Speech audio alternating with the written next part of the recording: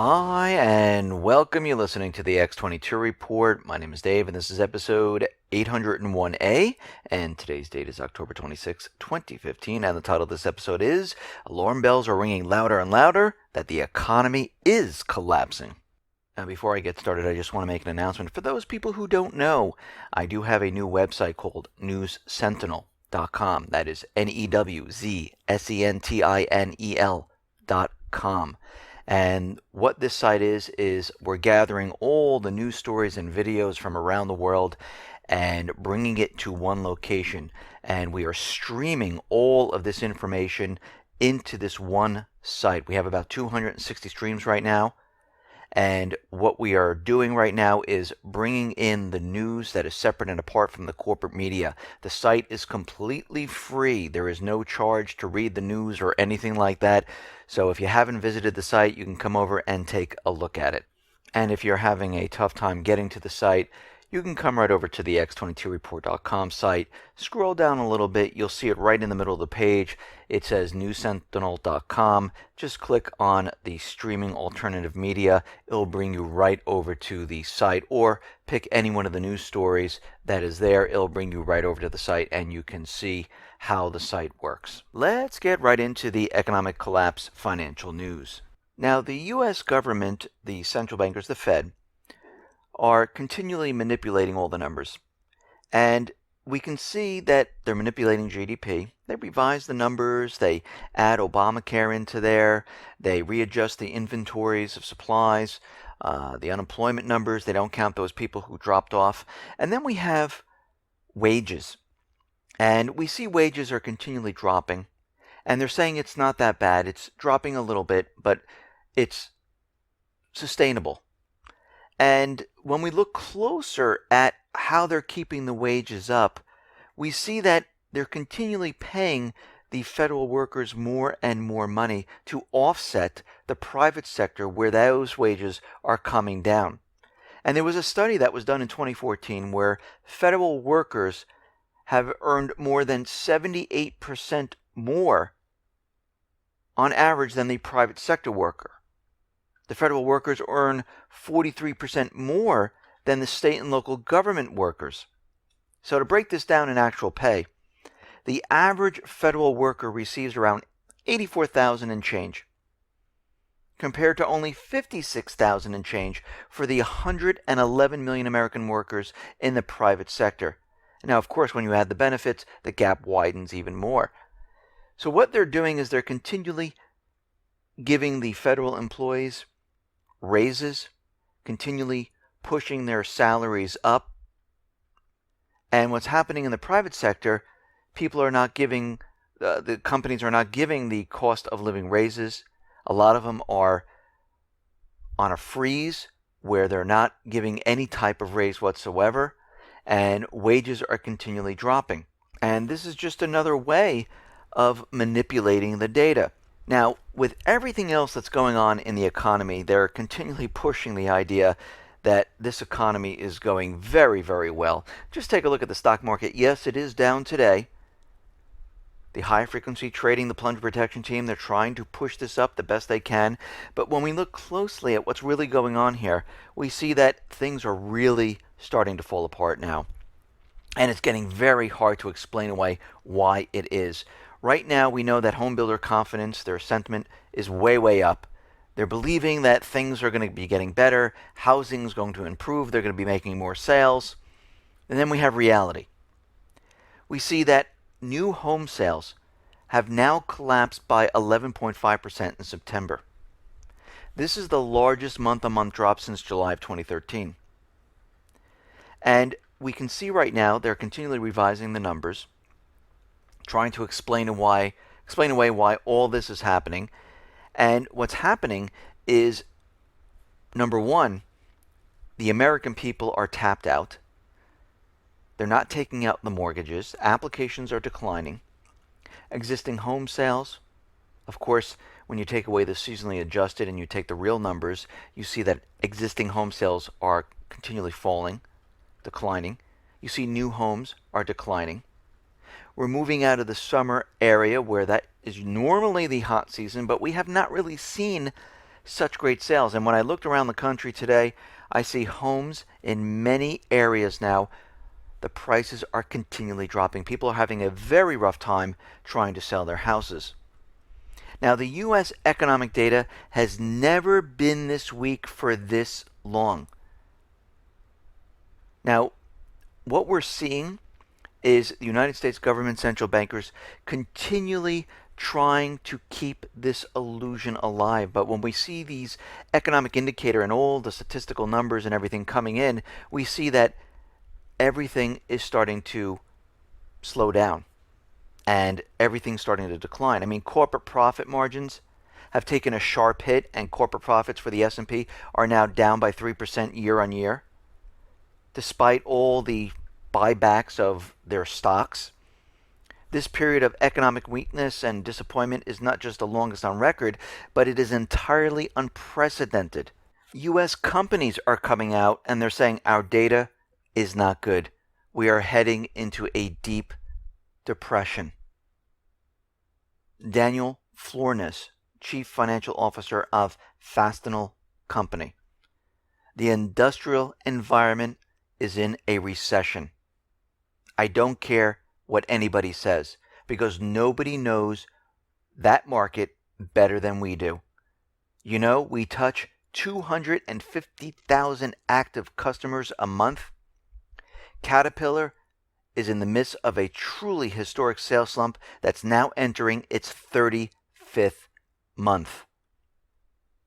And what we're seeing is that quarterly profits and revenue at big American companies are declining for the first time since the recession, and some industrial firms warn of a pullback in spending.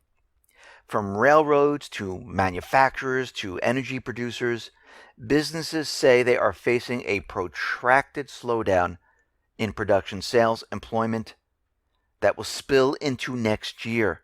Some of them say we're already experiencing the downturn right now, and it's going to get worse as we enter 2016. They're saying sales are on pace to fall another 4%. This would be the third straight quarterly decline. The last time sales and profits fell in the same quarter was in the third period of 2009. Transportation companies are typically a leading indicator. And guess what Mr. Vecchio has said? In the transportation industry, our data is not good. This whole thing is crumbling apart. We're declining. We're going into a deep, deep depression, heading towards that collapse. So for another 10th month in a row, the Dallas Fed's manufacturing outlook deteriorated again. It dropped to negative 12.7%. Now September was at negative 9.5%. And it looks like the recession, the depression, the collapse, it's still on. New orders are plunging, prices received continue to fall. The average employee work week fell for the 9th time in the last 10 months. Perhaps the worst was the drop in hope amid falling work week and wage growth expectations. This has never happened outside of a recession. What are we seeing here? We are seeing the collapse of an empire, a collapse of the United States economy. It's unfolding right in front of our eyes. And it's going to gain speed. It's not going to stop. It's not just going to turn around in 2016 and everything's going to be okay. They just raised the debt ceiling to $19+ trillion. They can't stop adding debt. And this $19.6 trillion will only last until March 2017. And that's if everything stays steady and on course. If they have to create more money and borrow more money, guess what? It's going to reach here before March 17th. Now, right now, we understand the banks are imposing negative interest rates on large corporations. They want their cash out of the bank and into the stock market. They're trying to push them, force them to do this. And if they don't do this with the negative interest rates, they'll take their cash. Well, now there is serious discussions going on that they're going to impose the negative interest rates for people's savings accounts. And what does this mean? Well, when you have positive interest rates, you put your money in the account and you receive money on the funds you have in your account. When you have negative interest rates, they take it away from you. So we can see what's happening right now. They're looking to take people's monies in a backdoor type of fashion.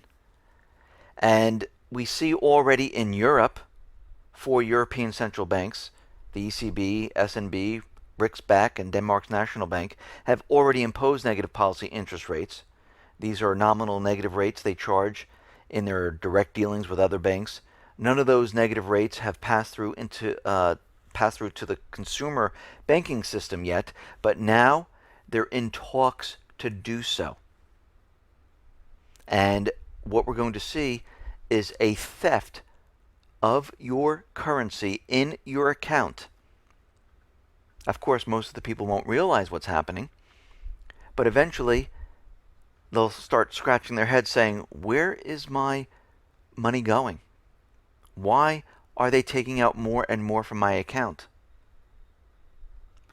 The reason they're doing this, because right now we have interest rates at 0, is because this economy is falling apart. It's collapsing right in front of our eyes. And they have nothing left at this time. Yes, they might have a couple other tricks in their up their sleeves, but what we're seeing is the end game. I mean, we have the CEO of Overstock, Jonathan Johnson. He is saying that he is prepared for a collapse. He's saying that they are prepared when the next crash happens. One thing that we do that is fairly unique, we have about 10 million in gold, mostly the small button-sized coins, but we keep this outside of the banking system. We expect that when there is a financial crisis, there will be a banking holiday, and I don't know if it'll be 2 days, 2 weeks, 2 months, or longer. They also have 3 months of food supply for every employee to help them out. So why are they doing this at this point? Are they this nervous? I mean, this company is preparing for a crash. The government is preparing for a crash. Everyone needs to prepare for this crash because everything that we're seeing, everything that's going on, all the economic indicators, the contraction of the economy, it's a matter of when, not if. And if you haven't prepared, please do so. Overstock is preparing. They're making preparations for what is coming. Continue to get your food. Continue to get your medical supplies. Continue to keep cash around your home. Don't tell anyone where it is, of course. Continue to take on gold and silver. Have a weapon to protect your family. If you need an easier way of getting all this, you can go to lifereliance.com. They have food, bug-out bags, water filtration systems. You can customize your order. Everything is prepackaged, ready to go. Now we see countries around the world, they are continually dumping the treasury bond. And this decline right now in treasuries is the most on record since they started this data. And that was back in 1978. China is continually dumping the U.S. debt. Russia is dumping the U.S. debt and many other countries. And they want to unload this. They're dumping the treasuries, taking the funds, purchasing gold. Because they're saying to themselves, what's better to hold here? United States worthless paper or real physical gold? Well, guess what? I would pick physical gold every single time. We see Iran is getting ready to join the BRICS New Development Bank. And this is why I say, when we talk about the P5+1 deal, where The whole thing's about nuclear weapons, which is completely fake, phony, and false. It's a cover story. What the United States really wants is a backdoor access into the central bank to take that over and to place all the oil on the dollar. And I don't think this is going to happen at this point in time. I think Iran is now leaning towards China, leaning towards Russia, and they might start out selling the oil using the dollar, but eventually what's going to happen, they're going to break away and say it's not even worth it. What we want to do is go with Russia and China, and we're going to sell the oil using the yuan, ruble, gold, silver, doesn't really matter. And we can see that our government here in the United States is split because we have the executive branch, which is controlled by the corporations and central bank, and we have Congress, which is controlled by foreign entities like Israel, and they're clashing right now. And we can see as we go further down the line in time, we see that the situation is not going to get any better because the what's happening in Syria is falling apart. The petrodollar is under threat right now of being removed from the system. And we know if this happens, all those dollars are going to flow back to the United States because all the countries are going to say, why do we need to have dollars in our reserves? We don't. We don't need them to buy oil anymore. We can use other currencies. We can use gold, silver. And when we do see this happen, all of that will flow back to the United States, which means the value of the dollar decreases, which means we see hyperinflation. We're already seeing inflation. We see it in food. We see it in college tuition. We see it in house prices. Even though they're coming down, they're still up there. We see it in many of the different products because what they're doing is they're shrinking the products. They're using different ingredients in the products to keep the prices level. But if you shrink a product, you're really seeing inflation because it really costs more to buy that product because instead of needing the one container, now you need 1.5 containers. So in reality, you're actually spending more money. Listen, everyone, thanks a lot for listening. Be well, be safe, and especially be prepared. Thanks a lot.